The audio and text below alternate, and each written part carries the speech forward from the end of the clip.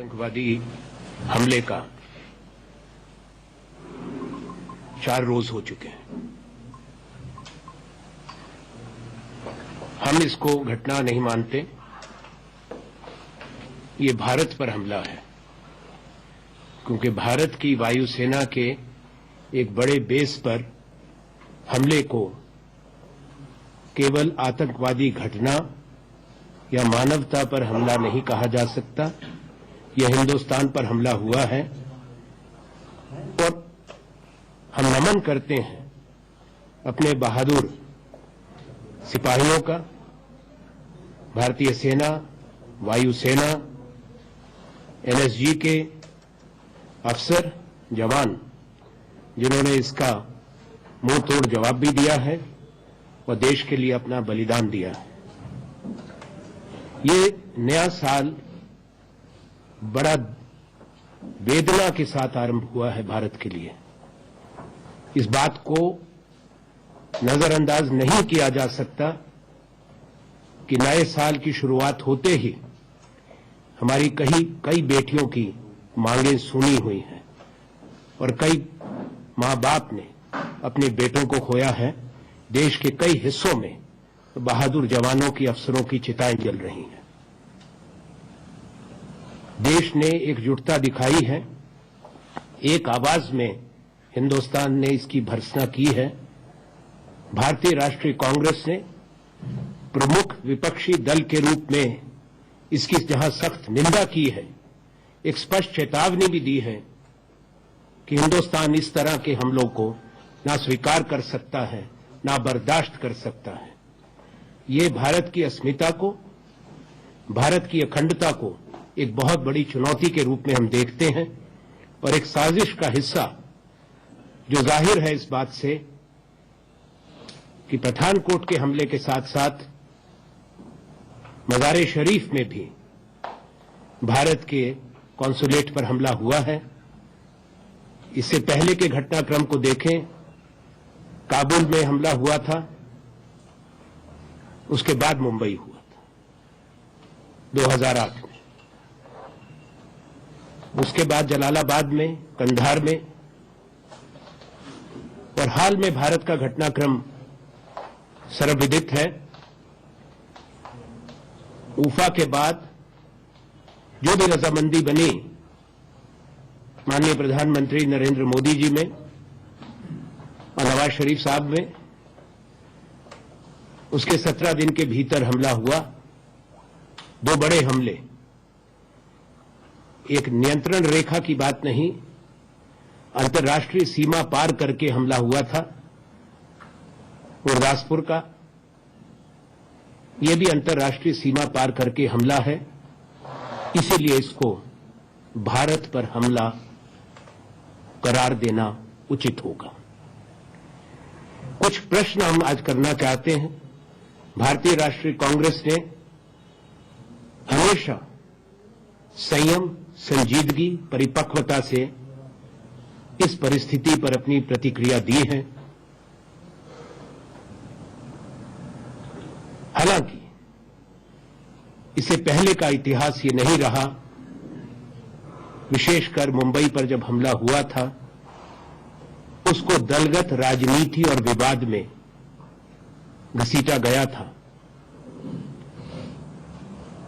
हमारा ऐसा विश्वास है कि एक ऐसा समय है चुनौती का जब देश के हित को देखकर एक आवाज होनी चाहिए। जहां हम पक्ष धर रहे हैं, बातचीत के रास्ते हिंदुस्तान और पाकिस्तान के बीच में जो मसले हैं, विवाद हैं, उसका कोई समाधान निकले, उसके साथ ही कोई नरमी, ढील या कमजोरी को भी हम स्वीकार नहीं करते। ये हमारी सोच में कभी शामिल नहीं रहा। हमारे कुछ प्रश्न हैं,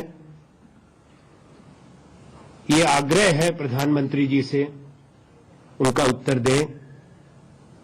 देश को शायद उससे एक स्पष्टीकरण मिलेगा कि आज की सोच क्या है और किस रास्ते पे हमने आगे की रूपरेखा बनाई है। पहला प्रश्न ये है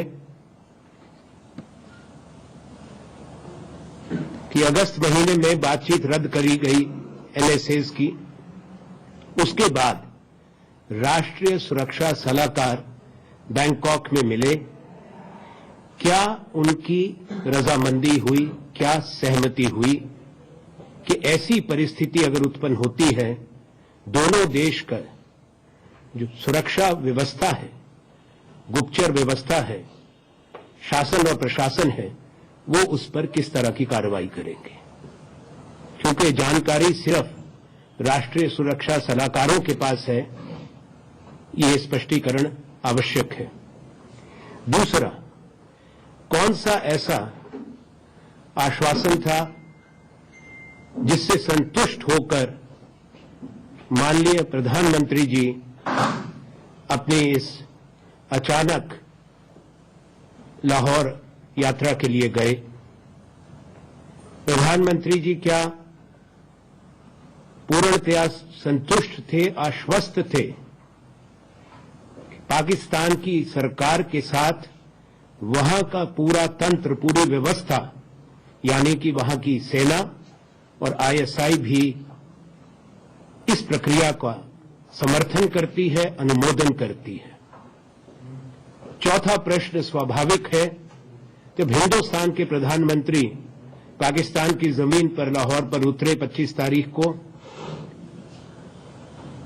उस समय वहां के राष्ट्रीय सुरक्षा सलाहकार जनरल जांजुआ मौजूद नहीं थे।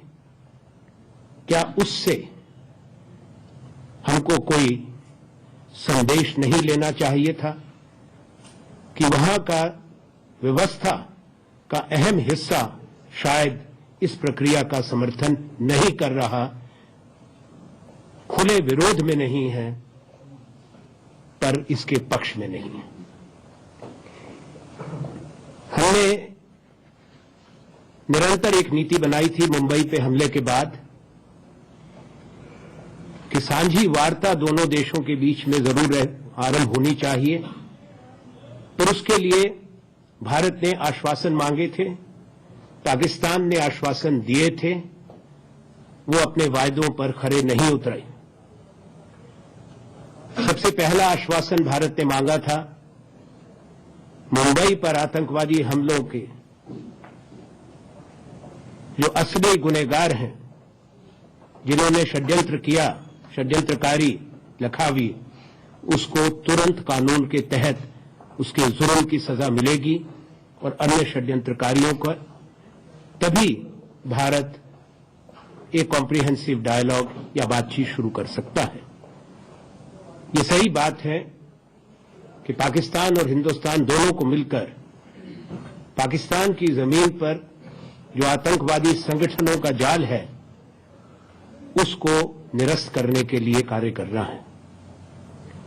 कौन सा ऐसा आश्वासन मिला जिससे हमने ये फैसला किया कि अब ये बातचीत का रास्ता साफ हो चुका है, क्योंकि देश को कोई जानकारी नहीं, केवल प्रधानमंत्री और उनके राष्ट्रीय सुरक्षा सलाहकार जानते हैं। इसलिए हमारा ये उचित आग्रह है कि देश को पूरे विश्वास में लें।